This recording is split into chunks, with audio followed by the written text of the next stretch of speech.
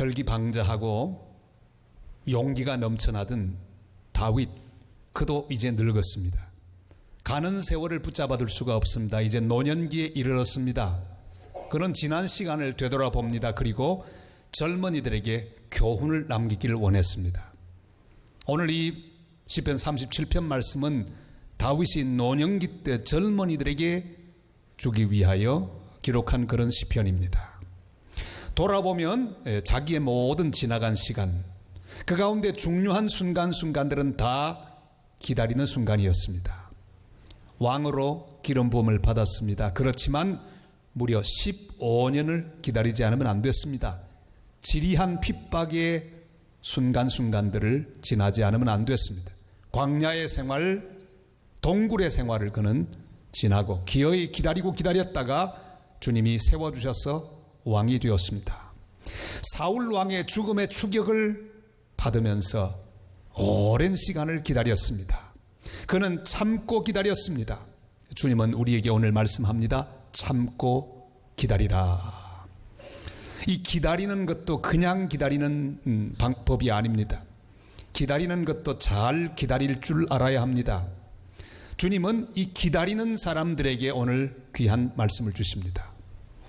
여호와를 기뻐하는 것으로 이 기다림은 시작됩니다. 오늘 4절은 이렇게 말씀하죠. 다 같이요. 또 여호와를 기뻐하라. 그가 내 마음의 소원을 내게 이루어 주시리로다. 아멘.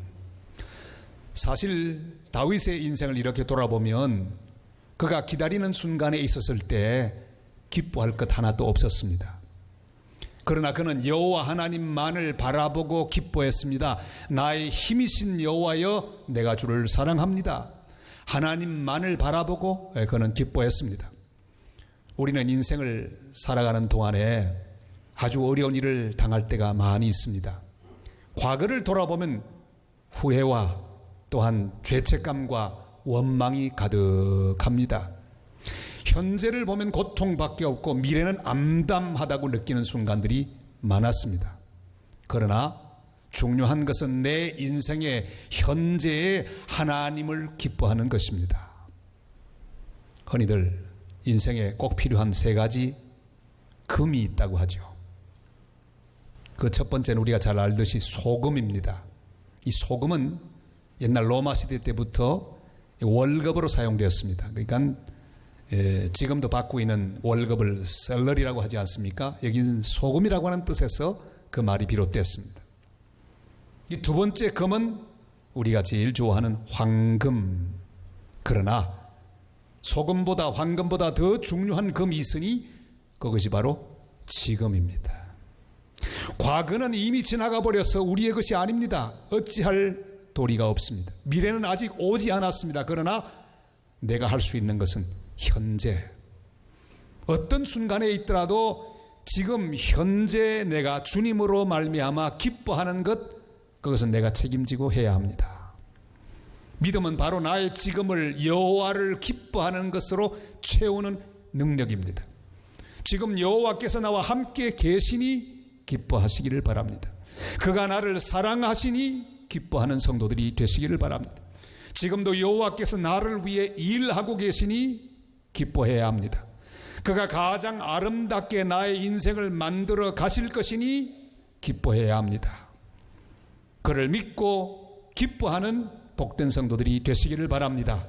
그가 우리 마음의 소원을 이루어 주실 것이니 기뻐하시기를 바랍니다. 프랑스 작가 에벨베르트 폰 샤미소라고 하는 사람이 재미있는 소설, 짧은 소설 하나를 썼습니다. 그림자를 판 사나이란 소설입니다. 아주 가난한 청년 슐레밀이라고 하는 사람이 부잣집 파티에 참여했습니다. 그런데 거기서 이상한 사람 하나를 만납니다. 황금을 마구마구 쏟아내는 마법 주머니를 가진 사람을 만났습니다. 그가 막 보여줍니다. 황금이 그 주머니에서 막 나옵니다. 그걸 가지고 싶었습니다. 그랬더니 그 주머니 가진 사람이 슐레멜에게 말합니다. 이거 내가 줄 터이니 당신의 그림자를 내게 파시오. 그림자는 아무것도 아니라고 생각하고 얼른 자기 그림자를 팔고 황금 주머니를 그대로 바꾸었습니다. 기분이 좋았습니다. 황금이 만들어졌기 때문입니다. 그런데 슐레멜에게 문제가 생깁니다. 돈은 많이 생겼지만 낮에 밖에 나올 수가 없는 것입니다. 왜요? 그림자가 없습니다. 친구들이 자기를 보고 유령이라고 놀립니다. 낮 동안에 그는 방에 틀어박혀 있지 않으면 안 됐습니다. 친구가 떠나갔습니다. 그리고 약혼자도 떠나갔습니다. 그는 결국 모든 것을 포기한 채 길을 떠나갑니다. 사람들에게 이렇게 말합니다. 사람들 틈에 살려면 그림자를 사랑해야 돼. 재미있는 소설이에요. 실제 이야기는 아닙니다. 그러나 우리의 삶 속에 그림자 같은 어두운 부분들이 있습니다. 늘 우리를 따라다닙니다. 이것을 우리는 잘라낼 수 없습니다. 내 인생의 한 부분이기 때문입니다. 나를 나 되게 하는 그림자이기 때문입니다. 아무리 싫어도 어찌할 바 없습니다. 나를 나 되게 하는 그런 요소이기 때문입니다. 우리는 고통을 사랑해야 합니다. 시련을 받아들여야 합니다. 다윗은 사울이라고 하는 그림자 때문에 시달리며 살았습니다. 늘 쫓아다녔습니다. 정말 그 그림자를 제거하고 싶었습니다. 그러나 참지 않으면 안 됐습니다. 바로 그 사울이라고 하는 어두운 그림자가 다윗을 다윗되게 하고 그를 연단시켜 하나님 앞에 당당히 세워 주었기 때문입니다. 사랑하는 성도 여러분, 어떤 그림자가 여러분의 삶 가운데 드리워져 있고 그 그림자가 여러분을 따라가고 있습니까? 불평하거나 원망하지 마시기를 바랍니다. 그 그림자를 사랑하시기를 바랍니다. 하나님은 그 그림자를 통하여 우리를 연단하고 있기 때문입니다. 그런 거로 지금 이 순간 내가 당하는 어떤 환경과 여건이든지 우리는 여호와로 인하여 기뻐해야 합니다. 그것이 참고 기다리는 가장 중요한 출발점이 됩니다. 그가 행하실 것을 믿고 기뻐하시기를 바랍니다. 그가 이루어내실 내 인생의 미래를 믿고 기뻐하는 복된 성도들 다 되시기를 주님의 이름으로 축복합니다. 내 인생의 어떤 지금이라도 우리는 여호와로 인하여 기뻐해야 합니다. 항상 이 지금이 우리 앞에 펼쳐지기 때문에 우리는 어떤 지금이든지 그 순간에 여호와 하나님을 인하여 기뻐하는 귀한 믿음을 연습하고 가져야 합니다. 자, 그런 결심을 했다면 바로 지금 우리는 우리의 길을 여호와 하나님 앞에 맡겨야 합니다. 5절 6절 이렇게 말씀하죠. 다 같이요. 내 길을 여호와께 맡기라. 그를 의지하면 그가 이루시고 내 의를 빛같이 나타내시며 내 공의를 정오의 빛같이 하시리로다. 아멘. 현재 모든 상태에서 여호와를 기뻐하기로 작정한 사람은 자신의 모든 일 하나님께 맡깁니다. 주님은 그것을 우리에게 명하고 있습니다. 너 나로 인해 기뻐하거든 너의 모든 일들을 내게 맡겨라 말씀합니다. 디모데후서 1장 12절이 이렇게 말씀하죠. 다 같이요. 이로 말미암아 내가 또 이 고난을 받되 부끄러워하지 아니함은 내가 믿는 자를 내가 알고 또한 내가 의탁한 것을 그날까지 그가 능히 이루실 줄을 확신함이라. 아멘. 사도 바울은 수많은 고난 가운데 있었습니다. 여호와께 그 모든 고난을 맡겼습니다. 왜냐하면 자기의 모든 것을 맡아주신 분을 잘 알았기 때문입니다. 바로 그분이 자기가 의탁한 것을 끝까지 지키시는 여호와 하나님이신 것을 그가 알았습니다. 여러분, 우리는 우리의 미래를 잘 알지 못합니다. 무슨 일이 생길지 모릅니다. 그러나 분명히 아는 것 하나 있습니다. 우리가 맡긴 미래를 책임지실 그 분, 그 하나님은 우리가 분명히 알고 믿습니다. 그분을 제대로 알면 됩니다. 우리의 모든 것을 맡아주실 그분을 믿고 신뢰할 때 우리의 인생에 담대함이 생기게 될 것입니다. 요즘은 이상한 개그가 유행하고 있습니다. 아재 개그. 이 아재 개그를 듣고 웃으면 아재고 웃지 않으면 아재가 아닙니다. 한번 시험해 보시겠습니까? 목욕탕 주인의 법칙이란 게 있습니다. 모든 목욕탕의 주인이 가진 법칙 하나, 제1법칙이 있는데 그것이 바로 모든 사람에게 때가 있다. 아재가 별로 없군요. 여러분, 우리나라 방언 가운데 음의 고저장단을 가장 완벽하게 구사할 수 있는 유네스코도 인정한 놀라운 방언인 경상도 방언으로도 그때나 하나님 말씀하는 때나 억양이 꼭 같습니다. 때, 하나님의 때 똑같은 발음이 납니다. 여러분, 모든 사람에게는 하나님이 정해놓은 때가 있습니다. 한 사람도 차이 없이 전부 때가 있습니다. 하나님은 각자를 위한 하나님의 시간을 준비해 놓으셨기 때문입니다. 우리 각자의 삶에 하나님의 정한 때가 있어서 우리는 그 때를 기다려야 합니다. 두 번째 법칙이 있죠. 이것은 개그가 아닙니다. 목욕탕 주인의 두 번째 법칙, 주인에게 맡긴 것만 책임진다.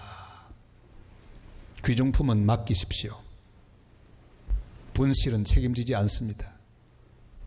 여러분, 내 사물함에 두었다가 잃어버리면 내 책임이에요. 그러나 주인에게 맡겨놓은 것, 그건 주인이 책임집니다. 우리는 반드시 먼저 맡겨야 합니다. 우리의 인생도 마찬가지입니다. 여호와 하나님 앞에 모든 우리 인생의 짐을 다 맡겨버려야 합니다. 미래를 맡겨야 합니다. 문제를 맡겨야 합니다. 우리의 염려까지도 맡겨야 합니다. 베드로전서 5장 7절이 말씀합니다. 다 같이요. 너희 염려를 다 주께 맡기라. 이는 그가 너희를 돌보심이라. 아멘. 제가 칠레 선교사로 일할 때 그곳은 사회가 안정되지 못해서 더러더러 은행 강도 사건이 생겼습니다. 제가 살던 도시에도 가끔씩 은행 터리범이 권총을 들고 은행 강도를 했습니다. 한번 사건이 나고 재미있는 기사들을 많이 읽었습니다. 그때 한 가지 안 것이 있었습니다. 보통 은행 강도가 은행에 들어가면 권총을 빼들고 이것은 강도다, 나는 강도다, 모두 엎드려. 거기 줄을 서 있는 사람도 있고 막 돈을 맡긴 사람이 있고 맡기려고 들고 있는 사람도 있습니다. 강도는 그 돈을 다 걷었어. 이미 맡겨진 돈부터 맡기려고 서 있는 돈까지 몽땅 다 털어가지고는 갑니다. 자, 그러면 은행이 어떤 사람들에게 지불을 보증할까요? 줄 서 있는 사람 역시 갚아주지 않습니다. 돈을 들고 있었던 사람 갚아주지 않습니다. 책임지지 않습니다. 누구 것만 갚아주느냐? 그것은 다 맡기고 컴퓨터에 이름이 탁 올라간 그 순간부터 은행이 책임집니다. 그리고 전부 갚아줍니다. 그 기사를 읽으면서 저는 무릎을 쳤습니다. 그렇구나, 그렇구나. 나의 모든 염려, 걱정, 근심, 내 미래 주님께 맡기는 순간부터 주님께서 책임지시는구나. 그런 사실을 생각하게 되었습니다. 여러분, 더 이상 내 손에 쥐고 있지 말고 우리의 모든 문제와 길들을 주님께 맡길 수 있기를 바랍니다. 내 문제를 맡기고 내 짐을 맡기고 내 미래를 맡기는 복된 성도들 되시길 바랍니다. 처녀가 잉태하여 아들을 낳으리니 그 이름을 예수라 하라. 이렇게 말씀하시는 말씀을 듣고 두려움과 의심을 모두 맡겨버린 마리아, 그는 주여 계집종이오니 주의 말씀대로 이루어지이다, 이렇게 고백하며 기쁨으로 주님의 하실 일들을 찬송하며 기다렸습니다. 곧 아들이 있으리라고 하는 말씀을 듣고 수심을 걷어버리고 기쁨 가운데 성전을 떠나가던 한나, 하나님께서는 그 한나의 모든 것을 다 맡아주셨습니다. 그는 여호와를 기뻐하며 주님이 주실 거룩한 선물을 기다렸습니다.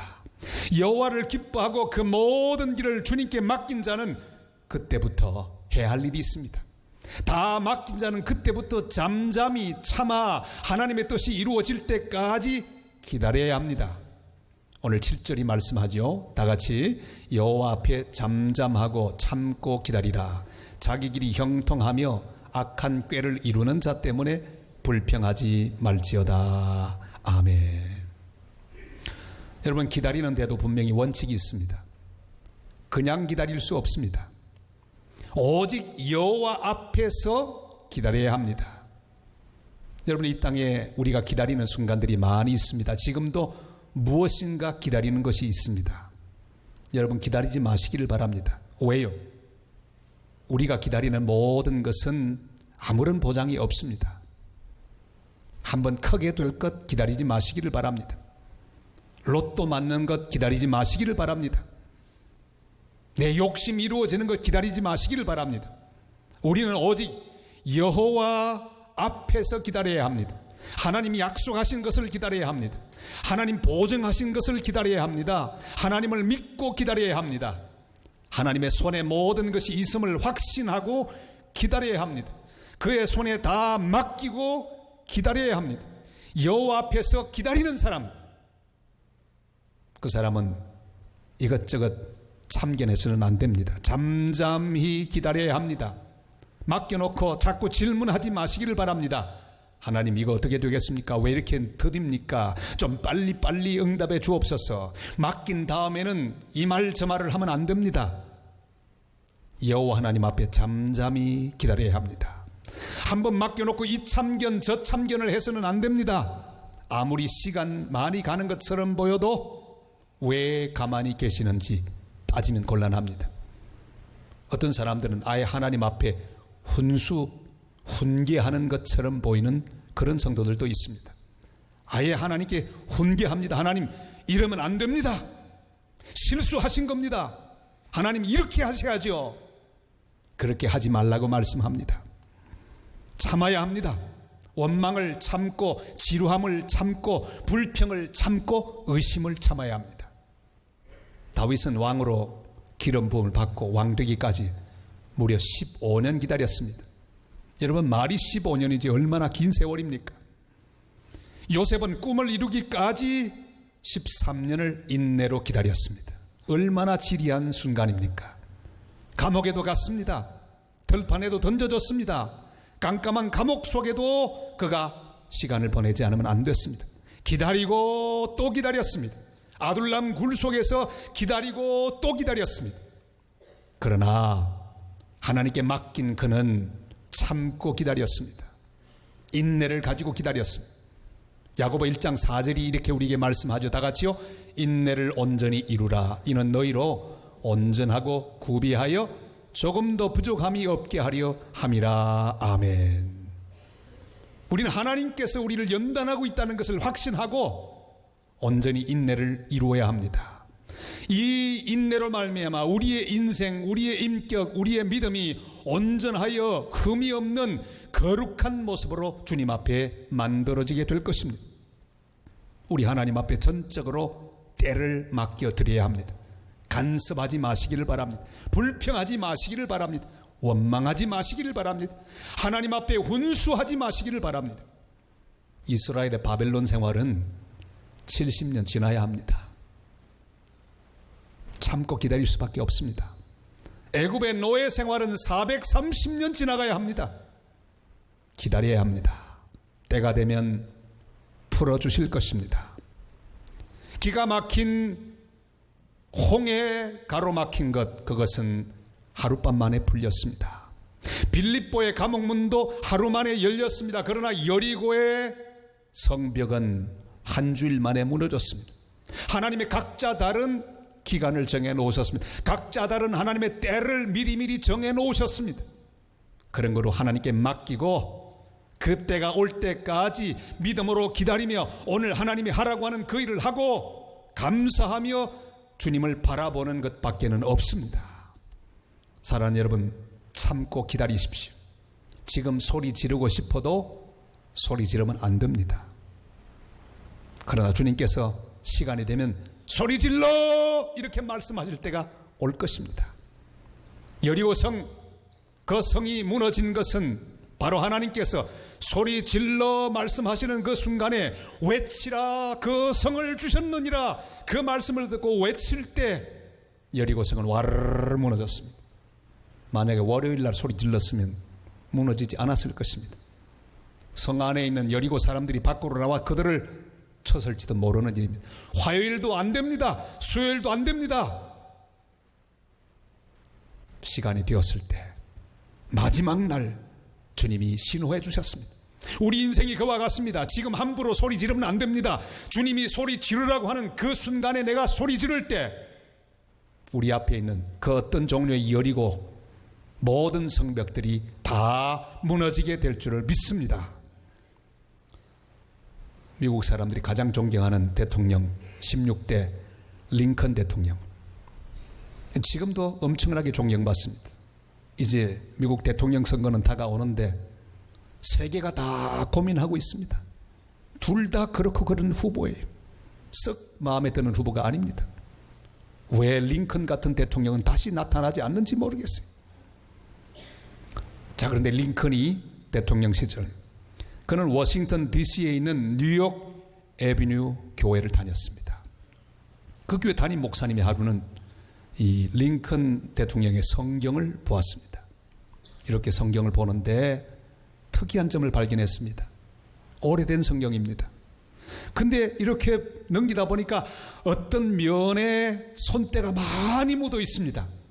그리고 그 페이지를 보니까 눈물이 막 툭툭툭 떨어져서 이렇게 울룩불룩합니다. 그 면을 딱 보니 거기에 이런 말씀이 있습니다. 바로 오늘의 본문이 시편 37편 7절 말씀이었어요. 여호와 앞에 잠잠하고 참고 기다리라. 자기 길이 형통하여 악한 꾀를 이루는 자 때문에 불평하여 말지어다. 우리는 링컨 대통령을 상상해 볼 수 있습니다. 남북전쟁을 치르면서 수많은 비방과 질시 속에서 하나님의 때를 기다리고 또 기다렸던 그 모습을 기억할 수 있습니다. 어려운 일을 당할 때 바로 시편 37편을 펼쳐두고 눈물을 뚝뚝 흘리면서 그 말씀을 읽고 또 읽었고 또 기도했을 대통령의 모습을 우리는 짐작할 수 있습니다. 그는 기다리고 또 기다렸습니다. 수많은 정적들이 그를 백악관의 망키, 원숭이라고 놀리기도 하고 온갖 정적들이 자기를 향해 공격의 화살을 퍼부었습니다. 그러나 그는 기다리고 또 기다렸습니다. 잠잠히 참고 기다리라는 말씀을 눈물 흘리며 붙들고 기다리다가 기어이 그는 하나님의 때를 맞이하고 주의 뜻을 이루었던 것을 우리는 알고 있습니다. 사랑하는 성도 여러분, 하나님은 우리 모두를 위하여 이미 때를 준비해 주셨습니다. 응답의 때, 위로의 때, 회복의 때, 치유의 때, 세워주시는 때, 풀어주시는 때, 주님의 때가 오고 있습니다. 다른 사람과 비교하지 마시기를 바랍니다. 너무나 술술 잘 풀리는 것처럼 보이는 사람 때문에 시험 들지 마시기를 바랍니다. 제 마음대로 사는데 아무 문제도 없는 사람 때문에 마음 상하지 마시기를 바랍니다. 하나님은 각자에게 가장 귀한 시간을 준비해 놓으셨기 때문입니다. 하나님이 너무 느리다고 불평하지 마시기를 바랍니다. 너무 더디 응답하신다고 원망하지 마시기를 바랍니다. 분을 그치고 노를 버리며 불평하지 말라. 오히려 악을 만들 뿐이니라.